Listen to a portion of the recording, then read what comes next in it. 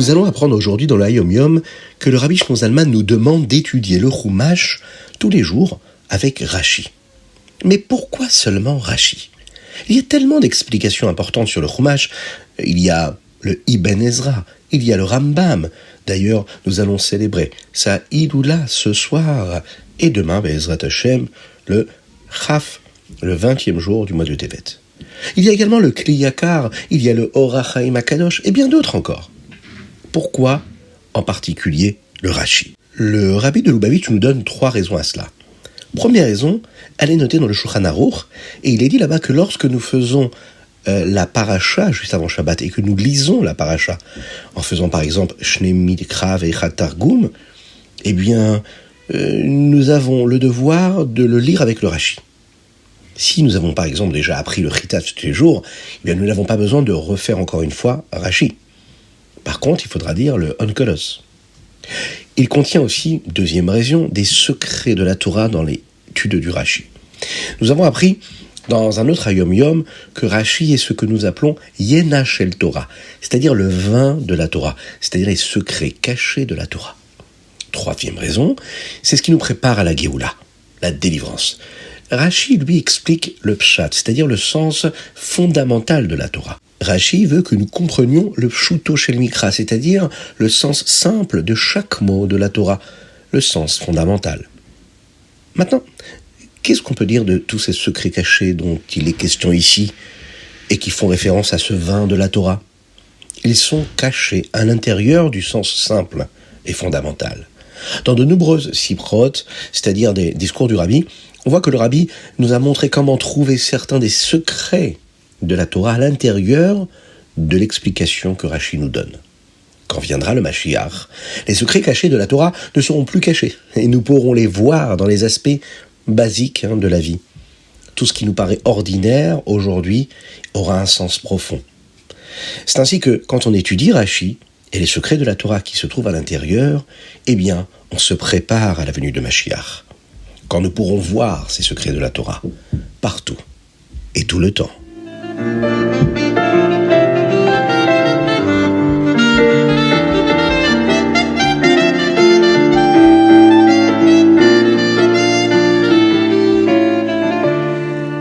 Bonjour à tous, infiniment heureux de vous retrouver pour partager avec vous le Chitat du jour. J'espère que vous allez bien.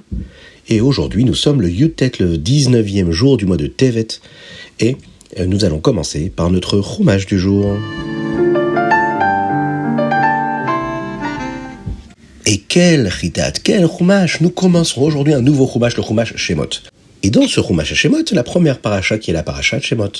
Dans le dernier Chumash, le Chumash Bereshit, nous avons appris ce qu'était la création du monde.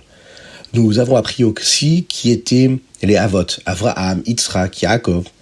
Nous avons appris aussi ce qu'étaient devenus ces patriarches-là à travers leurs enfants, leurs petits-enfants, les Shvatim, les 12 tribus d'Israël, et toutes les belles histoires. On les a accompagnés jusqu'en Égypte. Tout cela était en fait une préparation à ce que nous allons apprendre dans ce Chumash Shemot. Nous allons vivre ensemble comment Hachem nous fait sortir d'Égypte, comment est-ce qu'il nous donne la Torah pour que nous devenions une nation. Mais d'abord, nous apprenons ce qu'était le Galut Mitzraïm, l'exil de l'Égypte, à travers laquelle le peuple juif a dû passer des difficultés, afin que cette délivrance puisse se produire. Aujourd'hui, nous allons apprendre comment commence cet exil. Le peuple juif grandit. Il devient une grande nation et part au Pharaon. Lui émet des décrets pour les empêcher de croître et de grandir. Tout d'abord, la Torah nous rappelle que lorsque le peuple juif est descendu en Égypte, il n'était en fait que 70 personnes. Mais ils ont reçu une bénédiction pour avoir beaucoup d'enfants. Et souvent, écoutez bien cela, les mères avaient 6 bébés à la fois. Et bientôt, l'Égypte était pleine du peuple juif. Les fils de Yaakov, eux, grandissaient maintenant. Et, bien sûr, ils vont décéder, mais c'est Lévi qui va décéder en dernier. Malheureusement, avec le temps, beaucoup de ce peuple juif-là a cessé d'observer toutes les mitzvot, sauf les familles de la tribu de Lévi. Là arrive un nouveau paro, qui lui ne connaissait pas Yosef, et qui lui va devenir roi. Il prétendait craindre que le peuple juif se rebelle contre les Égyptiens, puisqu'il y en avait tant de Juifs. Et il voulait faire quelque chose pour les arrêter. Paro va demander à ses conseillers quoi faire. Bilam, l'un de ses conseillers, va donner à Paro une idée sournoise qui empêcherait le peuple juif d'avoir beaucoup de bébés et les inciterait à commencer à agir comme les Égyptiens, à s'assimiler. Yitro, un autre conseiller, lui va dire à Paro de ne pas faire cela. Mais Paro ne va pas écouter Yitro parce que Paro a été fâché contre lui. Il faut savoir que Yitro a dû s'enfuir à Midian à ce moment-là. Paro décida de mettre en œuvre l'idée de Bilam. Il appela tous les Juifs à venir et quand tout le monde fut là, il commença à fabriquer des briques. Bien sûr, tout le monde se mit à aider. Bien sûr, le roi est en train de construire des briques et fabriquer des briques. Tout le monde s'est mis à l'aider, sauf la tribu de Lévi. La tribu de Lévi est restée à la maison pour étudier la Torah. À la fin de la journée, les Égyptiens ont dit aux Juifs de compter combien de briques ils avaient fabriquées. Et là, ils vont leur dire, vous devrez fabriquer autant de briques chaque jour. Et c'est ainsi qu'ils les trompèrent pour les réduire en esclavage. Les Égyptiens, eux, ont fait travailler très dur le peuple juif pour construire les villes de Pithom et Ramsès. Mais le plan de Bilam ne fonctionnait pas. Même si les Juifs travaillaient dur, ils continuaient à avoir beaucoup d'enfants. Les Égyptiens étaient très frustrés et ils pensèrent à une autre idée. Maintenant, les Juifs devraient travailler encore plus dur et faire un travail auquel ils n'étaient pas du tout habitués. Et de cette façon-là, les parents seraient trop fatigués pour avoir plus d'enfants. Mais les femmes juives savaient que la naissance d'enfants était la chose la plus importante dans la vie. Et elles continuaient à avoir des enfants. Paro vit cela, et il se rendit compte que son plan ne fonctionnait pas. Alors ses conseillers lui dirent que la personne qui ferait sortir le peuple juif de Mitzraïm allait bientôt naître. Il élabora donc un nouveau plan pour arrêter la croissance du peuple juif et s'assurer que personne ne les ferait sortir d'Égypte. Il tuerait tous les garçons bébés et emmènerait les filles pour qu'elles ne sachent pas qu'elles étaient juives. Paro appela donc les sages-femmes juives. Les sages-femmes, ce sont donc ces femmes qui aident les mamans à accoucher. L'une s'appelait Shifra, qui était en fait Yocheved, la femme d'Amram, et Poua, qui était en fait Myriam, leur fille. Paro dit à Shifra et Poua de tuer tous les bébés garçons juifs et de laisser seulement vivre les bébés filles. Mais bien sûr, Shifra et Poua n'ont pas écouté. Elles ont aidé les bébés garçons à rester en vie et en bonne santé.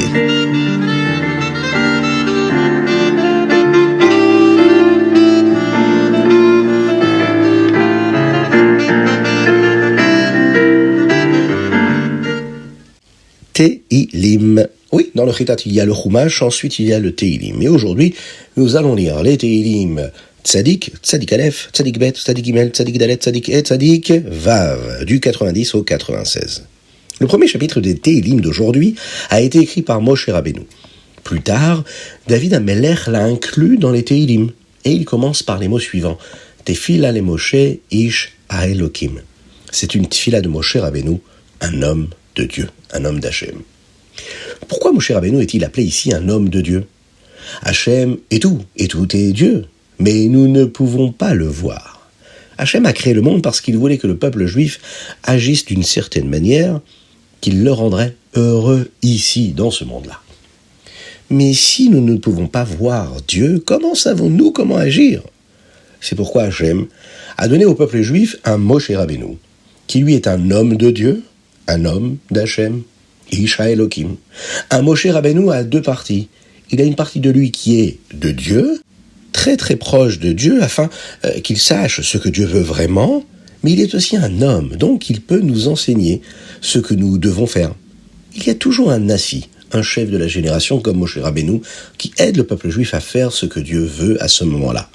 Maintenant, bien sûr, le Rabbi est notre Moshe Rabbeinu. Nassi Dorenu, le chef de la génération. Le Rabbi nous a dit que nous sommes sur le point de voir la Géoula.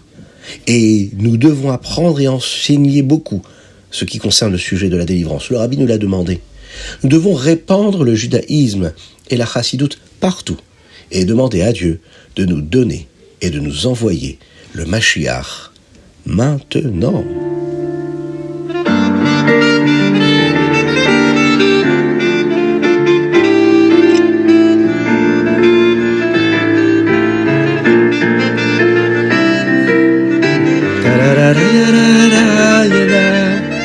Ma ma ma ma ma ma ma. On n'oublie pas de mettre la tzedaka, c'est très important, une petite pièce dans la tzedaka, et par cela, Mashiach arrivera. On pense aussi à nos frères en Eretz Israël, qu'Hachem les aide dans tout ce qu'ils entreprennent, qu'ils guérissent tous les malades et qu'ils nous envoient le Mashiach très rapidement.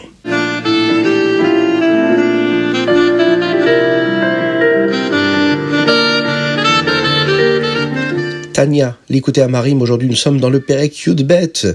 C'est une partie du Tania qui est très particulière. Le début du 12e chapitre où nous commencerons à apprendre qu'est-ce que c'est un Benoni. Après toutes les introductions des chapitres précédents, nous avons parlé du Yetzer Tov, du Yetzer Hara, du bon et du mauvais penchant. Nous avons parlé du Tzadik, du Racha. Eh bien, nous sommes enfin prêts à en apprendre davantage sur le Benoni. Lui, qui est le point central du Sefer Tanya. D'ailleurs, le livre du Tanya est appelé aussi Sefer Shel Benonim, le livre des Benonim. Dans le Tanya d'aujourd'hui, le Rabbi Shlomo Zalman commence à nous enseigner ce qu'est le Benoni. Un Benoni, c'est quelqu'un qui ne permet qu'au Yetzer Tov, au bon penchant, donc à l'âme divine qui est en lui, d'utiliser le corps.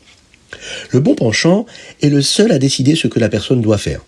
Étudier la Torah, accomplir les mitzvot, et faire tout le reste avec le contact qu'il a avec la matérialité du monde, les objets, la nourriture, pour servir Dieu, l'Echem Shamaim, au nom de Dieu. Un Benoni ne permet pas à son Yetzer Hara, donc à son âme animale, d'avoir ne serait-ce qu'une chance d'utiliser le corps pour penser, par exemple, dire, parler, ou même faire des avérotes. La pensée, la parole et l'action, ou pour être impliqué dans quelque chose qui ne serait pas dans un but particulier de servir Dieu.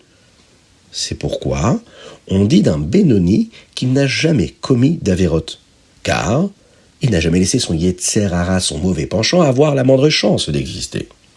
Le Rabbi explique que cela ne signifie pas que si nous avons commis une avéra, eh bien jamais nous ne pouvons devenir un Benoni. Non, cela signifie que de la manière dont nous sommes maintenant, il nous est impossible de commettre une avéra. Nous voulons tellement faire ce que Dieu veut que cela semble maintenant impossible pour nous de commettre une avéra.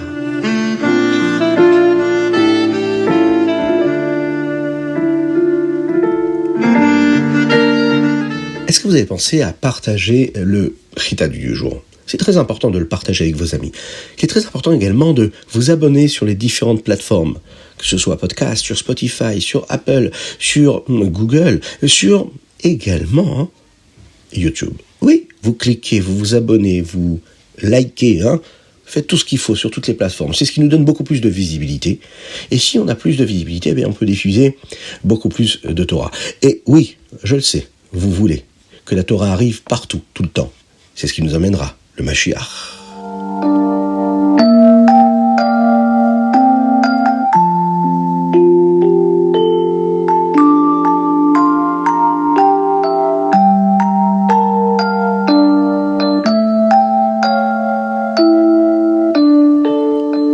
Hayom Yom, Yud Tet Tevet, 19 Tevet, dans le Hayom Yom d'aujourd'hui. Nous découvrons pourquoi est-ce que nous étudions le Chumash dans le Chitat. Eh oui, c'est ici que nous avons la bonne référence. En effet, les Chassidim ont le minag, la coutume, et tous ceux qui sont proches des enseignements du Rabbi de Lubavitch, de suivre cette étude du Chitat, et dans ce Chitat, le Chumash. Cela a commencé avec le Rabbi Shlomo Zalman de Liadi, le fondateur de la Chassidut Chabad, et lui demandait à ce que nous étudions le Chumash avec Rashi. D'ailleurs, dans ce Chitat que nous étudions dans ce format en résumé, eh bien, on essaye de vous donner aussi des explications du Rashi comme on peut le faire de temps en temps. Les autres Rebbeim, c'est-à-dire les maîtres de la Chassidut qui ont suivi le Rabbi Shlomo Zalman de Liadi, eux ont continué cette coutume-là. Que ce soit le Admoreh Tzaï, ou que ce soit le Tzemar Tzedek, ou que ce soit le Rabbi Marash, que ce soit le Rabbi Rachab, que ce soit le Rabbi Yosef Yitzhak, que ce soit le Rabbi actuel, le Rabbi de Lubavitch, le Rabbi Menachem Mendel, d'étudier le Chumash tous les jours avec les explications et les enseignements du Rashi.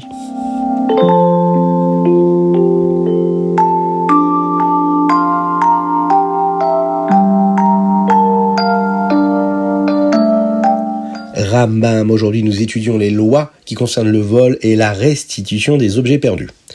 Dans le Rambam d'aujourd'hui, nous allons terminer d'apprendre les lois qui concernent le vol et commencer à apprendre les lois qui concernent Hashavat Aveda, ramener, restituer un objet qui a été perdu que nous avons trouvé. Perek Yud, tout d'abord, dans le 10e chapitre, parmi les enseignements, nous apprenons ce qui se passe si une personne a volé un champ, par exemple, et qu'elle a décidé de le réparer, et qu'elle y a planté, par exemple, ou construit quelque chose dessus. Dans le chapitre Yud Aleph, nous apprenons les lois qui concernent la Hashavat Aveda, le fait de restituer quelque chose que quelqu'un a perdu. Éviter à quelqu'un de perdre de l'argent ou des biens fait également partie d'une mitzvah, qui est celle de Hashavat Aveda, ramener un objet perdu. Et enfin, dans le chapitre Yud Bet, nous en apprenons un petit peu plus sur une question qui peut concerner chacun d'entre nous, dans le cas où nous avons perdu de l'argent, en empêchant quelqu'un d'autre de perdre de l'argent. Oui, cela peut arriver. Il y a des moments où nous sommes payés pour ce que nous avons perdu. Nous apprenons également que si nous ne perdons pas d'argent ou de temps, nous ne pouvons pas demander d'argent pour avoir accompli une mitzvah, par exemple. Disons qu'une personne marche dans la rue avec un pot de miel. Puis, ce pot de miel-là se fissure et le miel commence à se répandre partout. Bien oui, le miel va se répandre et il n'y aura plus rien. Et quelqu'un qui passe et qui dit « Non mais ne t'inquiète pas, j'en ai des pots vides, tu peux mettre le miel qui est en train de tomber dans mes pots à moi. » Et là, la personne à qui appartenait le miel dit « Merci, merci !» Et l'autre qui lui dit « Mais tu devrais me payer la moitié de ton miel pour utiliser mon pot. » Alors l'autre lui dit « D'accord, sauve juste mon miel. » En réalité, la personne à qui appartenait le miel n'a pas besoin de lui payer la moitié de son miel. Pourquoi ? Parce qu'il est une mitzvah d'aider quelqu'un qui est en train de perdre quelque chose. Et le pot de l'autre personne était vide de toute façon. Même si la personne à qui appartenait le miel a dit qu'elle le payerait, la personne, elle, ne va pas recevoir cet argent-là. Pourquoi ? Parce que c'est une mitzvah d'aider son prochain à ne pas perdre quelque chose.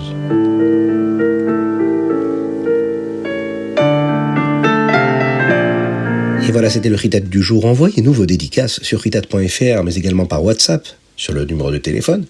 Que Dieu vous bénisse, qu'il vous protège, qu'il inonde votre existence de bonté, de grâce et de miséricorde, qu'il nous envoie le Mashiach Tzidkenu très rapidement. À très bientôt.